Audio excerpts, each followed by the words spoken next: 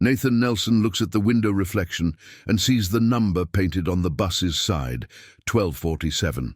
He blinks, looks again, still 1247. But when he boarded in Fresno 2 hours ago, the number on the door was 1251.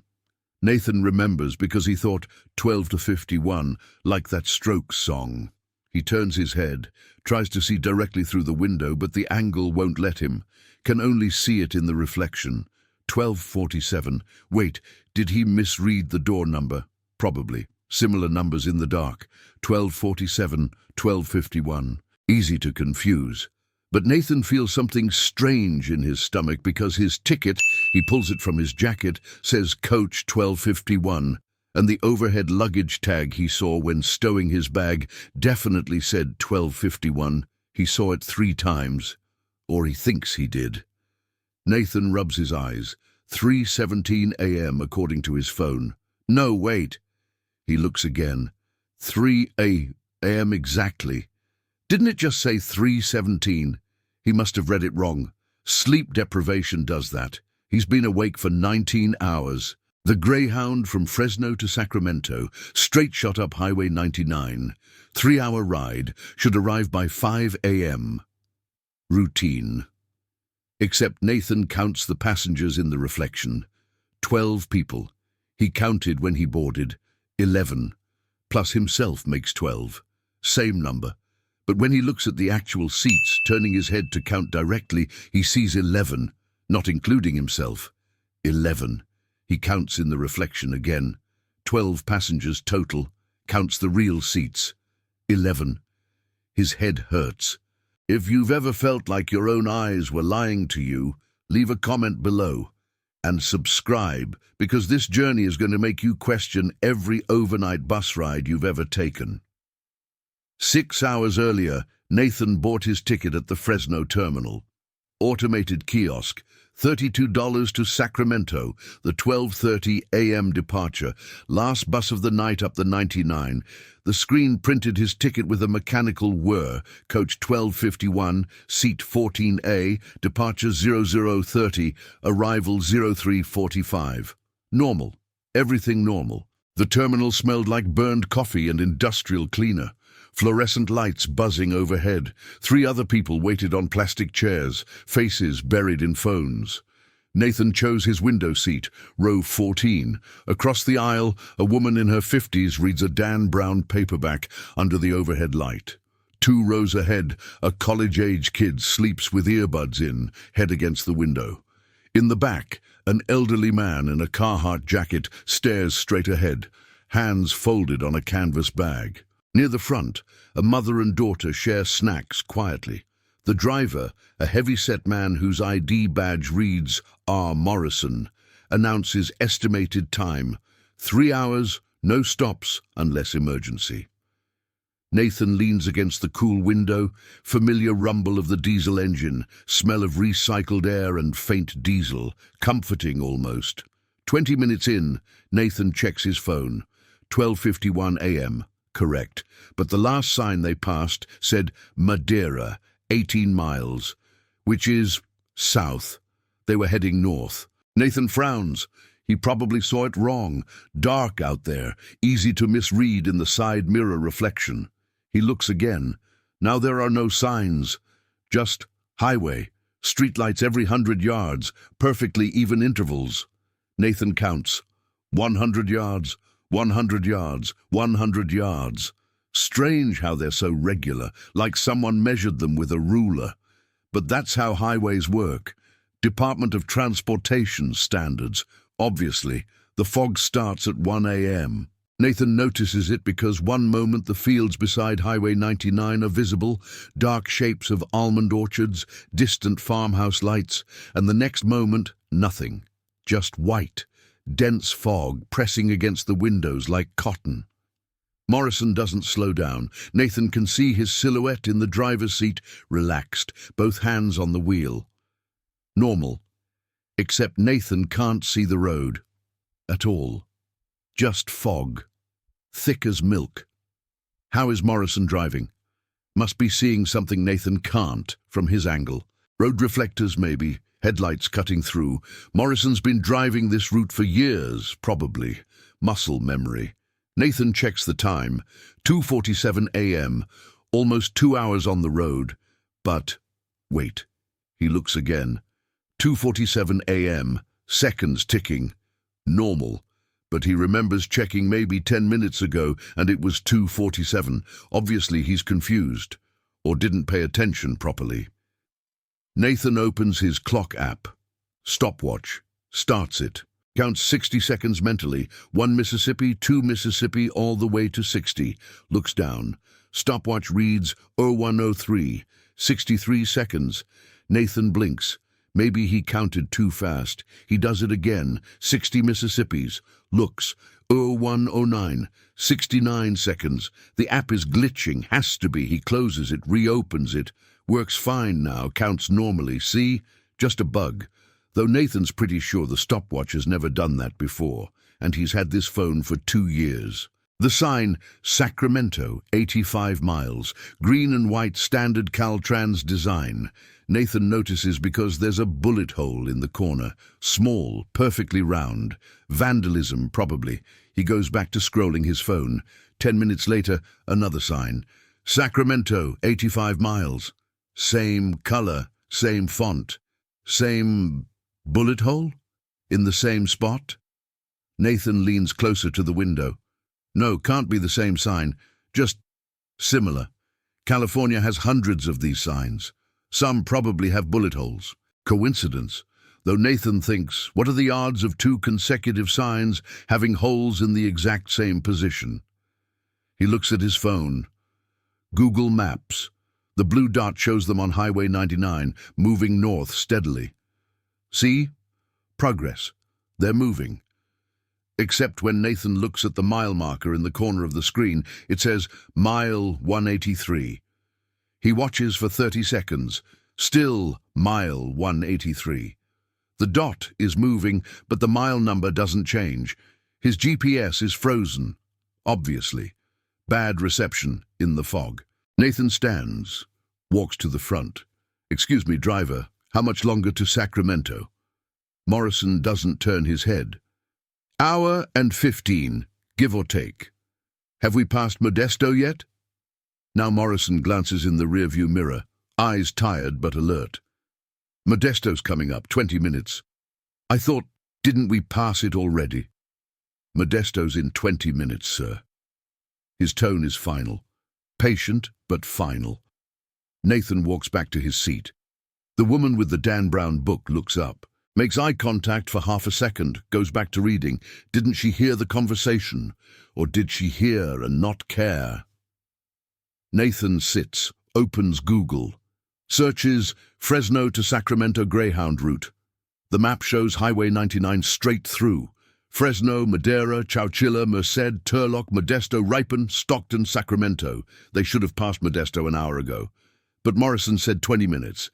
Either Nathan completely lost track of time, or Morrison is wrong, or Nathan doesn't finish the thought. Nathan counts passengers, just to do something. 1, 2, 3, himself, 11. Then he counts occupied seats. 1, 2, 3, 12. He recounts. 12 occupied. But there are 11 people. He watched everyone board. He knows it's 11. Nathan stands again, walks slowly down the aisle. Woman with book, 1. College kid sleeping, 2. Man in Carhartt jacket, 3. Mother and daughter, 4, 5. 2 business types in row 7, 6, 7. Someone he doesn't remember in row 9, 8. 3 people in the back, 9, 10, 11. 11, obviously. Why did he count 12 before? Fatigue. He sits. But wait, who was the person in row 9? Nathan doesn't remember them boarding. He looks again. A man in a grey hoodie, face turned toward the window. Was he there the whole time? Nathan tries to remember the boarding sequence. He definitely remembers the woman with the book, the college kid, the old man, the mother and daughter. But grey hoodie, Nathan has no memory of him. Maybe he was already on board before Nathan got on. Do buses pick up passengers before the starting terminal? Nathan doesn't think so. But maybe. Cold. Suddenly, very cold. Nathan rubs his arms. AC must have kicked up. He looks at the digital thermostat display above Morrison's head. 70 comfortable, perfect. But Nathan sees his breath, vapor, coming from his mouth. He inhales deeply, exhales, vapor, clear, visible. But 71 degrees doesn't do that. Needs to be below 45 degrees if... He looks around. Nobody's hugging themselves, nobody pulling on jackets. The woman with the book wears a short-sleeved blouse, comfortable. The college kid has his jacket off, using it as a pillow. Nathan is... getting sick? Fever makes you feel cold. Probably that, though he felt fine an hour ago. And his forehead doesn't feel hot when he touches it. Feels normal, but he can see his breath. He exhales again. Vapor. Thick and white in the overhead reading light, like breathing in a freezer. Nathan pulls his jacket tighter. Nobody else seems affected, just him. Nathan looks through the window. Total darkness outside, just fog. Only the bus interior reflected in the glass. He sees himself. Seat 14A. Leaning forward, then he sees the woman with her book, the college kid. All reflected, normal. He looks toward the back of the bus, sees the old man in the Carhartt jacket, in the reflection. But when Nathan turns his head to look directly, the man is there. Same position. He looks back at the reflection. The man in the reflection has his eyes open. Nathan turns around, eyes closed, sleeping. He keeps switching. Reflection, eyes open, looking straight ahead. Direct view, eyes closed, head tilted. Reflection, eyes open, staring at Nathan, direct, definitely asleep. Nathan swallows. It's the angle of the light. Visual trick. Has to be. Reflections distort things. Though Nathan has never seen a reflection show someone's eyes open when they're clearly closed. That's not how reflections work. Reflections show what's there, but maybe the fog outside is creating some kind of optical illusion, refracting light, weird. Sure. That makes sense.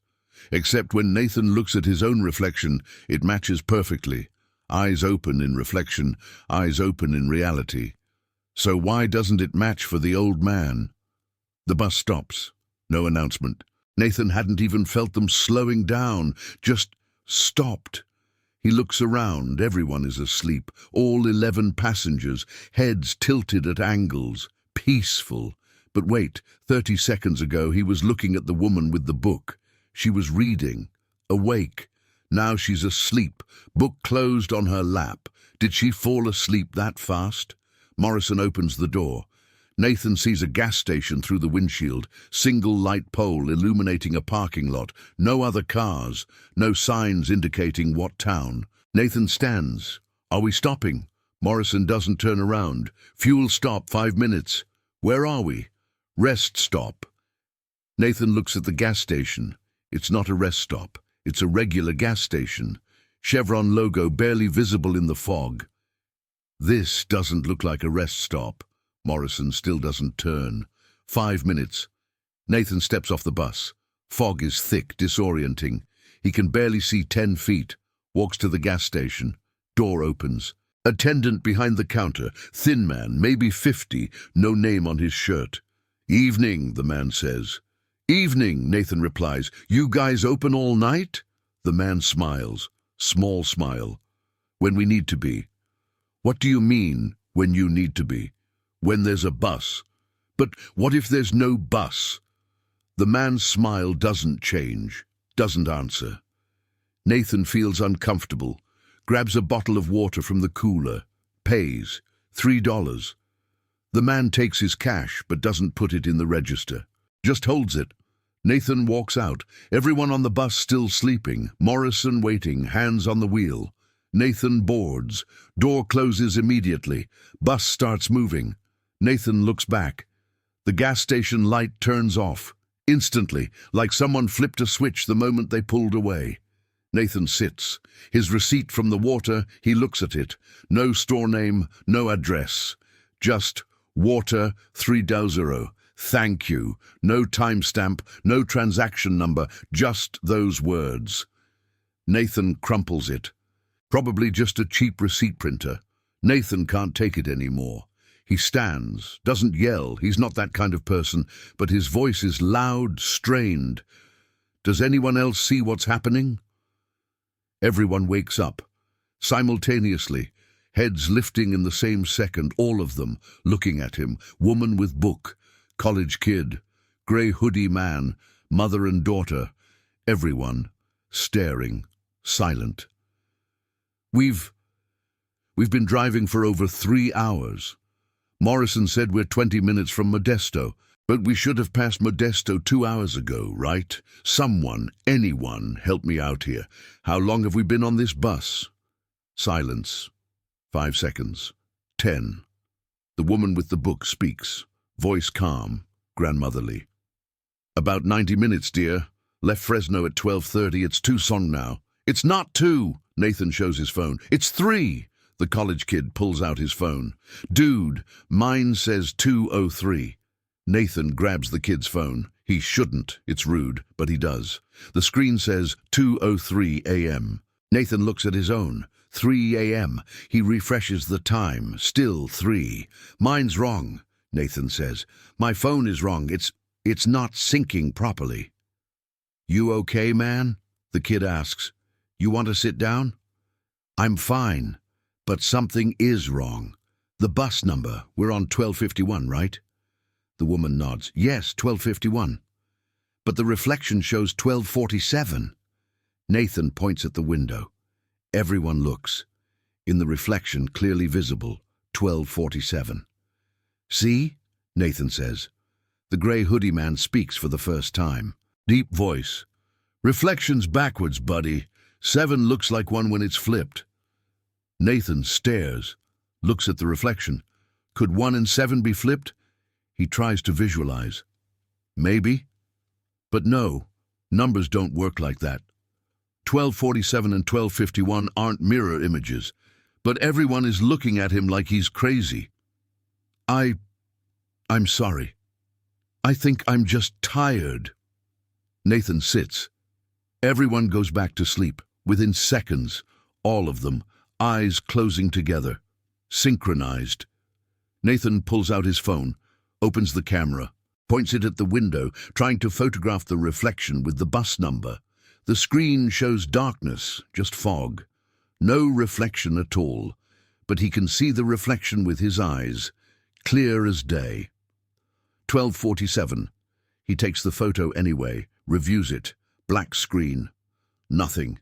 His hands shake. He's losing it. He has to be. Nathan sees the sign. Fresno Terminal, next exit. Fresno, where he started 3 hours ago, heading north to Sacramento. Fresno is south. Morrison, Nathan calls.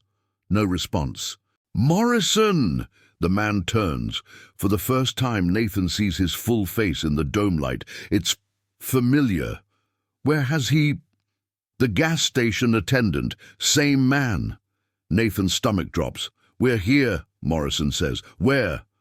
Fresno, terminal, end of line. But we left from Fresno. Morrison smiles, same smile as the attendant. Maybe you should catch another bus. The 12:30 is good. Direct to Sacramento. Nathan feels his head spin. He looks around. All the passengers stand, gather bags. File out. Nobody looks at him. Nobody speaks. And when the last one exits, Nathan sees someone in seat 8C, still sitting, sleeping, denim jacket, black backpack on lap, same as Nathan's. The person turns. Nathan sees the face. It's him, sleeping, but he's awake. In 14A, he looks at his hands. They're shaking or blurring, losing focus, like bad camera resolution. Sir, Morrison says, need you to exit. Next bus leaves in 10 minutes. Nathan stumbles off. Fresno Terminal. Clock on the wall, 12:20 a.m. 10 minutes until the 12:30. He looks back. Bus 1251 Greyhound. Destination sign, Sacramento. A man boards, denim jacket, backpack, chooses seat 14A. Nathan walks to the bus window. Looks in. The man has his face, exact. And in the window's reflection, Nathan sees himself, sitting in 8C, sleeping, peaceful, like he's been there the whole time. Nathan backs away, looks at his ticket, still in his hand. Coach 1251, seat 14A, departure Zo 30.